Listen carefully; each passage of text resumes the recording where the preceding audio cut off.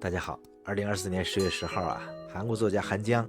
荣获了诺贝尔文学奖，成为首位获此殊荣的韩国作家。这个消息就如同一颗重磅炸弹，在韩国文坛乃至整个社会都掀起了巨大的反响。从书店货架被一扫而空，到他父亲的骄傲宣言，从热烈庆祝到争议性言论的讨论，韩江的获奖在韩国掀起了一场文学和社会的风暴。作家韩江的图书国内暂时售罄，仅剩《丽水之爱》在售。这是10月11号9点30分首尔光化门教保文库书店挂出的这样一则公告。距离闭店仅剩30分钟，市民们仍在争相购买摆放在特别展台上的《丽水之爱》。因为在附近上班的隐性职员表示，听说有稀有版本上架，我加班后就赶紧过来了。韩江的作品在1天之内的销量突破了30万册，创下了惊人的记录。出版社还是在纷纷的开足马力，全力以赴的进行加印的工作。那么文学村、创批文学与智信社等出版韩江作品的出版社同时在多家出版社的印刷厂进行印刷。文学与智信社的编辑主任李根慧说我们计划在周4之前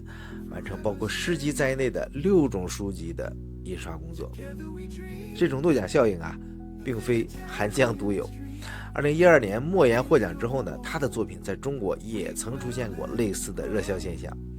当然了，看起来韩江的作品的销售热潮似乎更胜一筹，反映了韩国读者对本土作家获得国际认可的这种热切的期待和自豪。韩江的获奖消息在韩国社会引起了广泛的讨论。社交媒体上的这个韩国网友纷纷的留言表达自己的看法，说煮泡面的时候听到消息，立即加水就做成了韩江吃了要去读《少年来了》。韩国文学获得诺贝尔奖真的是不可思议这些评论很多，层出不穷。特别值得一提是很多人把韩江成功和人文学科的价值联系起来。有的人说从今天起禁止说文科生抱歉了，然后什么学国文系能做什么，获得诺贝尔文学奖吗？这样的评论也反映出人们对于人文教育价值的重新认识。另外这个文艺界的人士就是这些明星们也纷纷表示祝贺。这个电影评论家李东进分享了他自己书架上的韩江的作品照片。另外像 BTS 成员 V 也透露他在军队中服役的时候读过《少年来了》。演员柳俊烈、文佳英也在社交媒体上表示祝贺。这些都反映了韩江作品在韩国社会各界的广泛影响力。那韩江的父母听说这个之后是反应还是比较激烈的他的父亲小说家韩胜元对女儿获得诺贝尔文学奖的消息是表示欣喜他说我觉得世界上发生了翻天覆地的变化。他称赞他的小说没有可丢弃的杰作。那这位女作家的85岁的老父亲说我女儿似乎对世界的看法不同。他补充说我是神州行意思就是我只是住在韩国这小镇的眼光，而韩江像一个全球通他是一个看世界的人。据说韩江还告诉他父亲说，当我接到这个诺贝尔奖电话的时候我还以为是网络诈骗钓鱼呢他说我没想到我的女儿会获奖，但是诺贝尔文学奖的评委们很擅长这么做。他说诺贝尔奖评审团的成员他们总是能发现意想不到的人并获奖的案例还是很多的。所以在被问及韩江的作品最受重视的方面是什么时候呢？韩成元解释说我认为是通过情感、某种情绪和句子，并且补充说这在韩国是悲剧，但无论你把它放在哪个地方，悲剧都是悲剧。它是对悲剧的一种非常感性、抒情、美丽和悲伤的表达。他继续说这个我认为光州事件和4月3号事件之间的联系与国家的暴力和世界的创伤有关，以及对弱势人类的某种爱。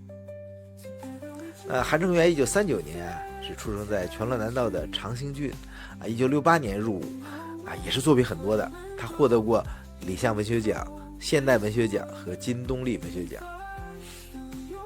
当然了，韩江的母亲呢就选择了一种更为低调的方式表达喜悦。他的家门口啊挂上了韩国的国旗啊，实现了自己呢曾经许过的愿啊，如果女儿获得诺贝尔文学奖，我就挂国旗庆祝啊。尽管这个韩江啊这个获奖呢引发了这个普遍的喜大普奔啊，但是呢也不缺这个质疑和批评的声音。有一些网友啊对于韩江作品中涉及的历史题材表示不满，认为他的某些描述可能存在历史观点的偏差。也有人质疑啊韩江的作品是否真正达到了诺贝尔文学奖的水准。这种争议呢在某种程度上就反映了文学作品在处理敏感历史题材时候面临的挑战，还引发了人们对文学创作和历史真实性之间的这种思考。那值得注意的是啊，韩江的获奖呢也引发了中国大陆青年作家的关注和评论。在泰国旅居的中国青年作家童天瑶在社交媒体上就发表了他自己的看法。他说呢，今天凌晨看到诺贝尔奖官网这个电话采访，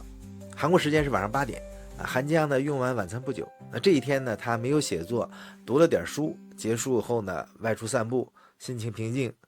采访最后啊，记者问韩江，你是准备如何庆祝这个事儿呢？他从容回答，因为我不喝酒，我准备与儿子一起喝杯茶，以度过这个安静的夜晚。所以童天瑶呢就进一步阐述了他自己的感悟。他说，此刻呀，我发现了一个秘密的逻辑，无论是荣耀还是耻辱当它如炸弹般的来临的时候，你只需要轻巧地接住它，就像接住一朵缓缓下落的蒲公英。今天你如何接住了它，将决定你是否能够清醒地度过此生。当然也有人会有疑问如何才能轻巧地接住呢？是吧？这需要修炼。对于大多数我们普通人来说，喜怒哀乐、生老病死伴随我们一生，不是每个人都能举重若轻的韩江在获奖后呢，就是他的言论也引发了很多讨论。比如他说呢，俄罗斯和乌克兰、以色列和巴勒斯坦的战争如此激烈，每天都有人在失去生命。在这种情况下，举办什么庆祝活动呢？怎么可能高兴得起来呢？所以他的这番言论在社交媒体上也引发了热议。支持者认为呢，体现了韩江作为知识分子他的社会责任感和人道主义精神。而批评者的认为呢，这种表态里有点言过其实，甚至有人指责他是在故作姿态但是韩江自己还表示呢，他认为瑞典文学院颁给他这个奖项不是要他去享受，而是要他变得更加冷静理性。这对他获奖的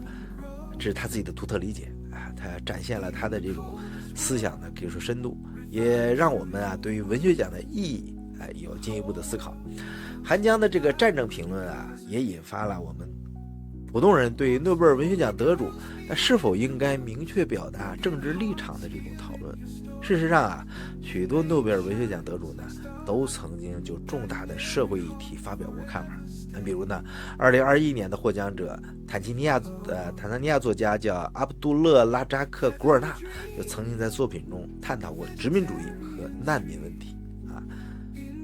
当然了，文学和政治的关系一直是一个复杂的这个话题有一些人认为呢，作家应该